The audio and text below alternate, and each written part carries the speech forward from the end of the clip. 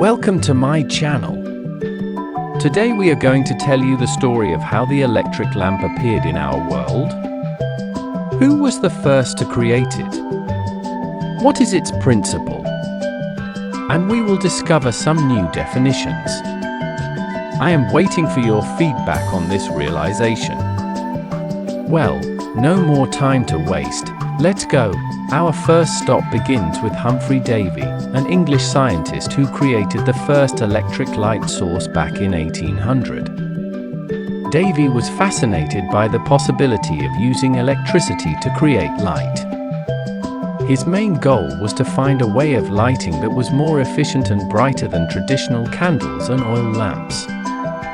He used a battery to pass a current through two charcoal rods. This created a bright arc of light between them. Imagine, in the early 19th century, a lamp so bright that it could light up an entire street. This is how the first Humphrey arc lamp worked. Davy took two carbon rods and connected them to a battery.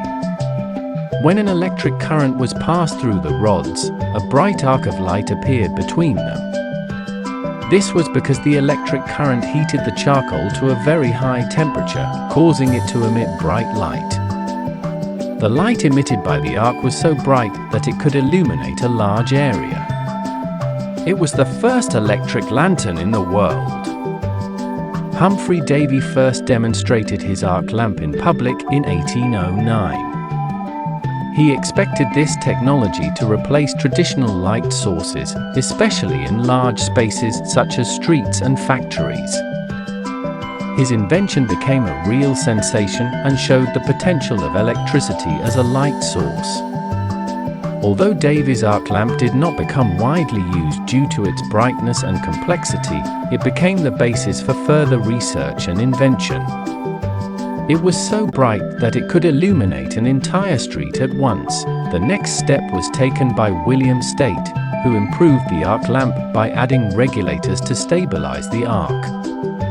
What was the arc stabilization regulator responsible for?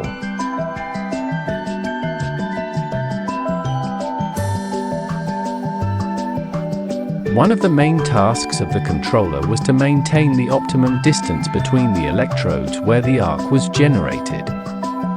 If the distance changed, it could lead to unstable arc burning or even extinguishing. The regulators provided a constant current to the electrodes of the arc lamp. This is important because changes in current could lead to arc fluctuations, changes in brightness, or even damage to the electrodes. They could also provide cooling to the electrodes and arc space, as excessive heat could cause overheating and damage to lamp components. Cooling could be provided by fans or water cooling. His contributions made arc lamps more reliable, but they were still too bright and expensive for widespread use. A few years later, Frederick de Maule entered the scene. In 1841, he received a patent for a vacuum lamp that used a platinum filament heated by an electric current. The filament, or as it can be called filament, is usually made of tungsten. Tungsten is chosen because of its high melting point, around 3,422 degrees Celsius, and strength at high temperatures. When an electric current passes through the filament, it encounters resistance. Because of this resistance, the filament is heated to a very high temperature, often over 2,500 degrees Celsius. When heated to such a high temperature, the filament begins to emit light, but it all depends on the voltage. The inside of the lamp is surrounded by a vacuum or filled with an inert gas, e.g. argon or nitrogen. This is done to prevent oxidation of the filament.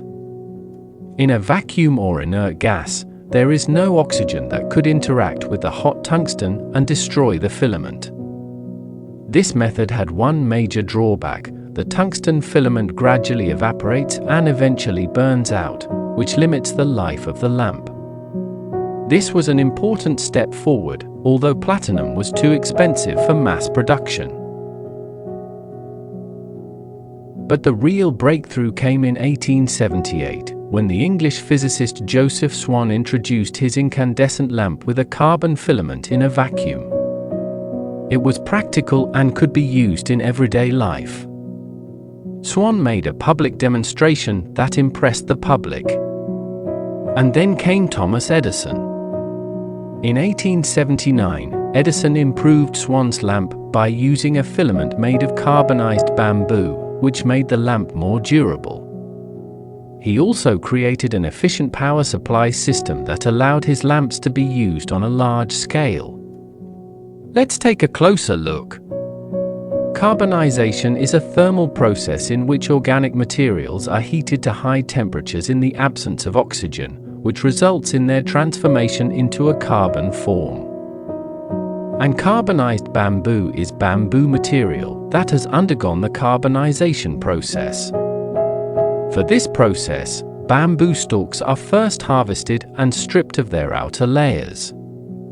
The bamboo is then placed in a special kiln where it is heated to a temperature of around 400 to 600 degrees Celsius. It is important that there is no oxygen during this process to avoid burning the material.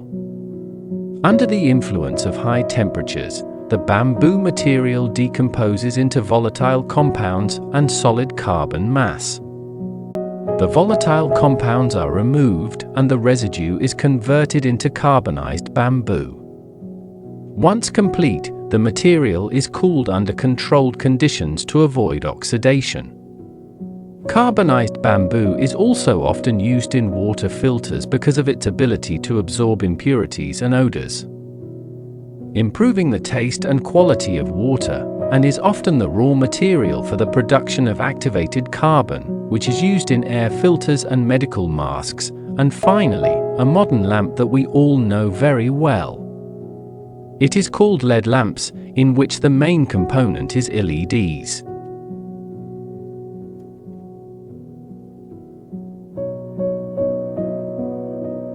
But this is a completely different story.